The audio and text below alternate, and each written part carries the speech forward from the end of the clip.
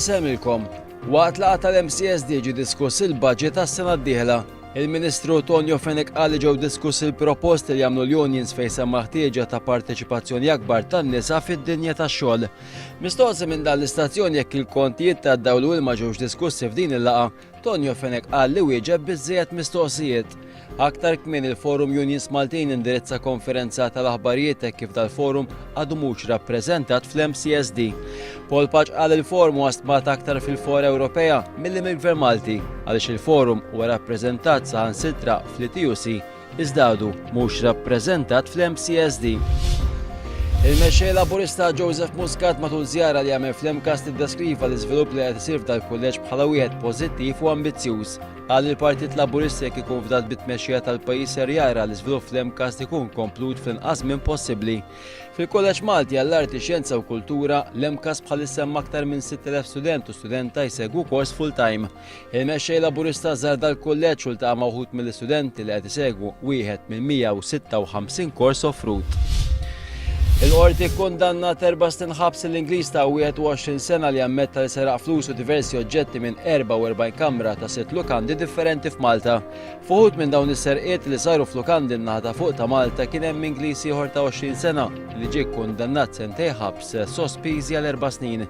Is-serq kien ivarja minn flus kontanti sa tamir elettroniku. Il-Kummissjoni Ambjentali tal-Knisja kkundannat bla riservi l-moħqrija fuq l-annimali. Tajt iżda li biex insibu tarf ta' il-problema jeħtieġ nindirizzaw il-kawża. Il-Kummissjoni Ambjentali tal-Knisja tajt li nuqqas ta' rispett lejn l-annimali u l-moħqrija tagħhom jieħdu diversi forom, fosthom fl-industrija tal-ikel u l-mod krudili u inuman li bih jinqatlu, fid-divertiment bit-tortura li jsofru annimali taċ-ċirku biex jiġu mħarġa. Il-Kummissjoni Ambjentali tal-Knisja tqis ukoll il-forma ta' krudeltà illi ssir fuq annimali domestiċi. Il-Bank of Valletta rapporta l-profitti għas-sena finanzjarja li għadha kemm għalqet kienu ta' 35% anqas minn tas-sena li għaddiet. Dawn ir-riżultati kienu dovuti għal fatt li l-BOV kellu jagħmel tajjeb għal 15 miljun euro pagament lill-investituri li tilfu flushom mill-La Vallette Malti Manager Property Fund. L-istress relatat ma' xogħol huwa meqjus bħala wieħed mill-akbar sfidi li qed jiffaċċjaw il-ħaddiema fl-Unjoni Ewropea. Dan kien diskuss waqt konferenza li saret f'Malta fl-okkażjoni tal-Ġimgħa Ewropea għas-Saħħa u s-Sigurtà fuq il-post tax-xogħol. L-istress relatat ma' xogħol huwa t-tieni l-aktar kawża komuni ta' problemi ta' saħħa fuq il-post tax-xogħol wara l-uġigħ fid-dar. U fl-aħħar nett prosekuturi internazzjonali għamlu kuntatt informali ma' jben l-eks mexxej Libjan Gaddafi. Il-Qorti Kriminali Internazzjonali qalet li użat intermedjarji f'taħdidiet informali ma' Saif al-Islam. 8 jiem wara qtil ta' Gaddafi prosekuturi jgħidu sakemm ma jinsabx ħati ibben Gaddafi jibqa' innoċenti. L-aħħar li der Saif kien f'konvoj fuq il-fruntiera man Niġer flimkien ma' membri oħra tal-familja. Il-Qorti Internazzjonali trid taqbad lil Saif al-Islam biex jibda d-dejġuri. Dak kien kollox għalissa, aktar dettalji fil-bulletin tas-7:9 fuq 1.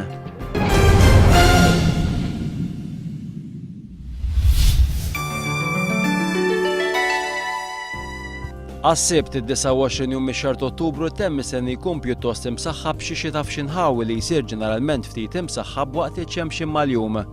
Viżibilità tajba, riħ moderat mill-vanti li jsir moderat għal ftit qawwi.